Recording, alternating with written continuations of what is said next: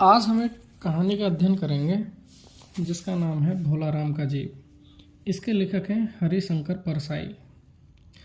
भोला राम का जीव हरिशंकर परसाई की एक ऐसी कहानी है जिसमें व्यंग की तीखी मार स्पष्ट झलकती है। इस कहानी में सामाजिक विसंगतियों के साथ साथ प्रशासनिक स्तर पर व्याप्त भ्रष्टाचार को केंद्र में रखा गया है। सरकारी कार्यालयों में भ्रष्टाचार, लापरवाही और सिफारिश का जो आलम है उसे व्यंग विनोद के सहारे भोला राम के जीव में अभिव्यक्त किया गया है। आइए शुरू करते हैं कहानी को। ऐसा कभी नहीं हुआ था। धर्मराज लाखों वर्षों से असंख्य आदमियों को कर्म और सिफारिश के आधार पर स्वर्ग या नर्क में निवास स्थान अलॉट करते आ रहे थे, पर ऐसा कभी नहीं हुआ था। सामने बैठे चित्रगुप्त बार बार चश्मा पोंछ, बार बार थूक से पन्ने पलट रजिस्टर देख रहे थे।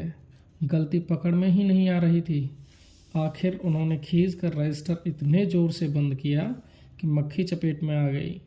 उसे निकालते हुए वह बोले, महाराज, रिकॉर्ड सब ठीक हैं। भोला राम के जीव ने 5 दिन पहले देह त्यागी और यमदूत के साथ इस लोक के लिए रवाना भी हुआ, पर यहाँ अभी तक नहीं पहुँचा। धर्मराज ने पूछा, और वह दूत कहाँ है? महाराज, वह भी लापता है। इसी समय द्वार खुले और एक यमदूत बहुत बदहवास सा वहाँ आया। उसका मौलिक कुरूप चेहरा परिश्रम, परेशानी और भय के कारण और भी विकृत हो गया था।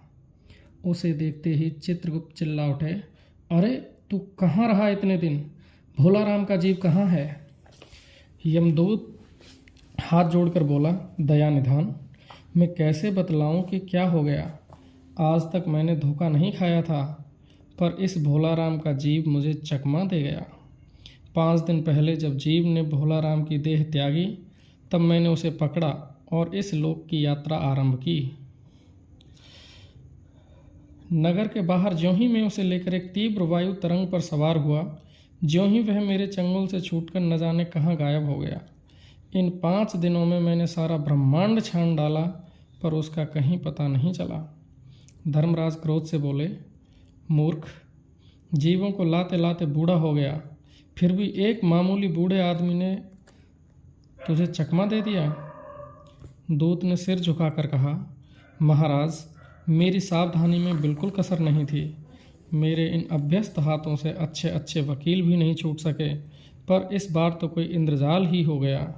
चित्रगुप्त ने कहा, महाराज, आजकल पृथ्वी पर इस प्रकार का व्यापार बहुत चल रहा है। लोग दोस्तों को फल भेजते हैं और वे रास्ते में ही रेलवे वाले उड़ा लेते हैं। हौजरी के पार्सलों में मोज़े रेलवे अफसर पहनते हैं। मालगाड़ी के डिब्बे डिब्बे रास्ते में कट जाते हैं। एक बात और हो रही है, राजनीतिक दलों के नेता विरोधी नेता को उड़ाकर कहीं बंद कर देते हैं। कहीं भोला राम के जीव को भी तो किसी विरोधी ने मरने के बाद भी खराबी करने के लिए नहीं उड़ा दिया। धर्मराज ने व्यंग से चित्रगुप्त की ओर देखते हुए कहा, तुम्हारी भी रिटायर होने की उम्र आ गई। भला भोला राम जैसे नगण्य दीन आदमी से किसी को क्या लेना देना। इसी समय कहीं से घूमते फिरते नारद मुनि वहाँ आ गए। धर्मराज को गुमसुम बैठे देख बोले, क्यों धर्मराज, कैसे चिंतित बैठे हैं? क्या नर्क में निवास स्थान की समस्या अभी हल नहीं हुई? धर्मराज ने कहा, वहाँ की समस्या तो कभी की हल हो गई मुनिवर। नर्क में पिछले सालों में बड़े गुणी कारीगर आ गए हैं। कई इमारतों के ठेकेदार हैं जिन्होंने पूरे पैसे लेकर रद्दी इमारतें बनाई। बड़े बड़े इंजीनियर भी आ गए हैं जिन्होंने ठेकेदार से मिलकर भारत की 5 वर्षीय योजनाओं का पैसा खाया। ओवरसीयर हैं जिन्होंने उन मजदूरों की हाजिरी भरकर पैसा हड़पा जो कभी काम पर गए ही नहीं। इन्होंने बहुत जल्दी नर्क में कई इमारतें तान दी हैं। वह समस्या तो हल हो गई। भोला राम नाम के एक आदमी की 5 दिन पहले मृत्यु हुई। उसके जीव को यह दूत यहाँ ला रहा था कि जीव इसे रास्ते में चकमा देकर भाग गया। इसने सारा ब्रह्मांड छान डाला, पर वह कहीं नहीं मिला। अगर ऐसा होने लगा तो पाप पुण्य का भेद ही मिट जाएगा। नारद ने पूछा, उस पर इनकम टैक्स तो बकाया नहीं था? हो सकता है उन लोगों ने रोक लिया हो। चित्रगुप्त ने कहा, इनकम होती तो टैक्स होता, भूख मरा था। नारद बोले, मामला दिलचस्प है। अच्छा, मुझे उसका नाम पता तो बतलाओ, मैं पृथ्वी पर जाता हूँ। चित्रगुप्त ने रजिस्टर देखकर बताया, भोला राम नाम था उसका। जबलपुर शहर के घमापुर मोहल्ले में नाले के किनारे एक 1.5 कमरे के टूटे फूटे मकान में वह परिवार समेत रहता था। उसकी एक स्त्री थी, 2 लड़के और 1 लड़की। उम्र लगभग 60 साल, सरकारी नौकर था, 5 साल पहले रिटायर हो गया था। मकान का किराया उसने 1 साल से नहीं दिया था, इसीलिए मकान मालिक उसे निकालना चाहता था। इतने में भोला राम ने संसार ही छोड़ दिया। आज 5वां दिन है। बहुत संभव है कि अगर मकान मालिक वास्तविक मकान मालिक है तो उसने भोला राम के मरते ही उसके परिवार को निकाल दिया हो। इसीलिए आपको परिवार की तलाश में काफ़ी घूमना पड़ेगा। माँ बेटी ने सम्मिलित क्रंदन से ही नारद भोला राम के मकान को पहचान गए। द्वार पर आकर उन्होंने आवाज़ लगाई, नारायण नारायण। लड़की ने देखकर कहा, आगे जाओ महाराज। नारद ने कहा, मुझे भिक्षा नहीं चाहिए, मुझे भोला राम के बारे में कुछ पूछताछ करनी है। अपनी माँ को ज़रा बाहर भेजो बेटी। भोला राम की पत्नी बाहर आई। नारद ने कहा, माता, भोला राम को क्या बीमारी थी? क्या बताऊं, गरीबी की बीमारी थी। 5 साल हो गए पेंशन पर बैठे, पर पेंशन अभी तक नहीं मिली। हर 10-15 दिन में एक दरखास्त देते थे, पर वहाँ से या तो जवाब नहीं आता था, और आता तो यही कि तुम्हारी पेंशन के मामले पर विचार हो रहा है। इन 5 सालों में मेरे सब गहने बेचकर हम लोग खा गए, फिर बर्तन बिके, अब कुछ नहीं बचा था। फाके होने लगे थे। चिंता में घुलते घुलते और भूखे मरते मरते उन्होंने दम तोड़ दिया। नारद जी ने कहा, क्या करोगी माँ, उनकी इतनी ही उम्र थी। ऐसा तो मत कहो महाराज, उम्र तो बहुत थी। 50-60 रुपया महीना पेंशन मिलती तो कुछ और काम करके कहीं गुजारा हो जाता, पर क्या करें, 5 साल नौकरी से बैठे हो गए और अभी तक एक कौड़ी नहीं मिली। दुख की कथा सुनने की फुर्सत नारद को थी नहीं। वह अपने मुद्दे पर आए। माँ, यह तो बताओ कि यहाँ किसी से उनका विशेष प्रेम था जिसमें उनका जी लगा हो? पत्नी बोली, लगाव तो महाराज बाल बच्चों से ही होता है। नहीं, परिवार के बाहर भी हो सकता है। मेरा मतलब है किसी स्त्री ने गुर्रा कर नारद की ओर देखा, बोली, भको मत महाराज, तुम साधु हो और कोई लुच्चे लफंगे नहीं हो। जिंदगी भर उन्होंने किसी दूसरी स्त्री को आंख उठाकर भी नहीं देखा। नारद हंसकर बोले, हाँ, तुम्हारा यह सोचना ठीक ही है। यही भ्रम हर अच्छी गृहस्थी का आधार है। अच्छा माता, मैं चला। स्त्री ने कहा, महाराज, आप तो साधु हैं, सिद्ध पुरुष हैं, कुछ ऐसा नहीं कर सकते कि उनकी रुकी ही पेंशन मिल जाए? इन बच्चों का पेट कुछ दिन भर जाएगा। नारद को दया आ गई थी। वह कहने लगे, साधुओं की बात कौन मानता है? मेरा यहाँ कोई मठ तो है नहीं, फिर भी मैं सरकारी दफ्तर में जाकर कोशिश करूँगा। वहाँ से चलकर नारद सरकारी दफ्तर में पहुँचे।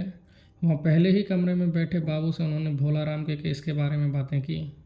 उस बाबू ने उन्हें ध्यानपूर्वक देखा और बोला, भोला राम ने दरखास्तें तो भेजी थी, पर उन पर वजन नहीं रखा था, इसीलिए कहीं उड़ गई होंगी।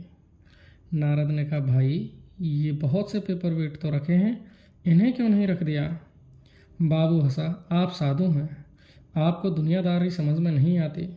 दरखास्तें पेपर वेट से नहीं दबती। खैर, आप उस कमरे में बैठे बाबू से मिलिए। नारद उस बाबू के पास गए।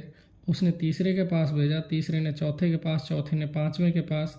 जब नारद 25-30 बाबुओं और अफसरों के पास घूम आए, तब एक चपरासी ने कहा, महाराज, आप क्यों इस झंझट में पड़ गए? अगर आप साल भर भी यहाँ चक्कर लगाते रहें तो भी काम नहीं होगा। आप तो सीधे बड़े साहब से मिलिए, उन्हें खुश कर लिया तो अभी काम हो जाएगा। नारद बड़े साहब के कमरे में पहुँचे। बाहर चपरासी ऊँघ रहा था, इसीलिए उन्हें किसी ने छेड़ा नहीं। उन्हें बिना विजिटिंग कार्ड के आया देख साहब बड़े नाराज़ हुए। बोले, इसे कोई मंदिर वंदिर समझ लिया है क्या? गड़गड़ाते चले आए, चिट क्यों नहीं भेजी? नारद ने कहा, कैसे भेजता, चपरासी सो रहा है। क्या काम है? साहब ने रौब से पूछा। नारद ने भोला राम का पेंशन केस बतलाया। साहब बोले, आप हैं बैरागी, दफ्तरों के रीति रिवाज नहीं जानते। असल में भोला राम ने गलती की। भाई, यह भी एक मंदिर है, यहाँ भी दान पुण्य करना पड़ता है, भेंट चढ़ानी पड़ती है। आप भोला राम के आत्मीय मालूम होते हैं। भोला राम की दरखास्तें उड़ रही हैं, उन पर वज़न रखिए। नारद ने सोचा कि फिर यहाँ वज़न की समस्या खड़ी हो गई। साहब बोले, भाई, सरकारी पैसे का मामला है, पेंशन का केस 20 दफ्तरों में जाता है, देर लग ही जाती है। 20 बार एक ही बात को 20 जगह लिखना पड़ता है, तब पक्की होती है। जितनी पेंशन मिलती है उतनी कीमत की स्टेशनरी लग जाती है। हाँ, जल्दी भी हो सकती है, मगर। साहब रुके। नारद ने कहा, मगर क्या? साहब ने कुटिल मुस्कान के साथ कहा, मगर वजन चाहिए। आप समझे नहीं। जैसे आपकी यह सुंदर वीणा है, उसका भी वजन भोला राम की दरखास्त पर रखा जा सकता है। मेरी लड़की गाना बजाना सीखती है, यह मैं उसे दे दूंगा। साधुओं की वीणा से तो और भी अच्छे स्वर निकलते हैं। लड़की जल्दी संगीत सीख गई तो उसकी शादी हो जाएगी। नारद अपनी वीणा चिंते देखकर जरा घबराए, फिर संभल कर उन्होंने वीणा टेबल पर रखकर कहा, यह लीजिए, अब जल्दी उसकी पेंशन का ऑर्डर निकाल दीजिए। साहब ने प्रसन्नता से उन्हें कुर्सी दी, वीणा को एक कोने में रखा और घंटी बजाई। चपरासी हाजिर हुआ। साहब ने हुक्म दिया, बड़े बाबू से भोला राम के केस की फाइल लाओ। थोड़ी देर बाद चपरासी भोला राम की 100-150 दस्तकों से भरी फाइल लेकर आया। उसमें पेंशन के कागजात भी थे। साहब ने फाइल पर का नाम देखा और निश्चित करने के लिए पूछा, क्या नाम बताया साधु जी आपने? नारद ने समझा कि साहब कुछ ऊंचा सुनता है, इसीलिए जोर से बोले, भोला राम। सहसा फाइल में से आवाज़ आई, कौन पुकार रहा है मुझे? पोस्टमैन है क्या? पेंशन का ऑर्डर आ गया। साहब डरकर कुर्सी से लुढ़क गए। नारद भी चौंके, पर दूसरे ही क्षण बात समझ गए। बोले, भोला राम, क्या तुम भोला राम के जीव हो? हाँ, आवाज़ आई। नारद ने कहा, मैं नारद हूँ, मैं तुम्हें लेने आया हूँ। चलो, स्वर्ग में तुम्हारा इंतज़ार हो रहा है। आवाज़ आई, मुझे नहीं जाना, मैं तो पेंशन की दरख्वास्तों में अटका हूँ, यही मेरा मन लगा है, मैं अपनी दरख्वास्तें छोड़कर नहीं जा सकता।